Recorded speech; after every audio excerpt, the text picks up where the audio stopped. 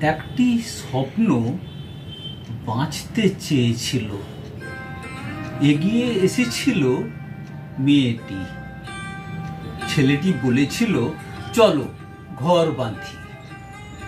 ভিত পুজো হলো, ঘরের খুঁটিও পুঁতেছিল। হঠাৎ একদিন ঝড়ে ভেঙে গেল সেই ঘর।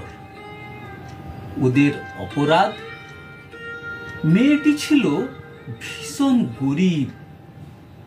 পরের দিন স্বপ্নকে খুঁজে পাওয়া গেল ঝুলন্ত অবস্থায় একটি গাছের ডালে।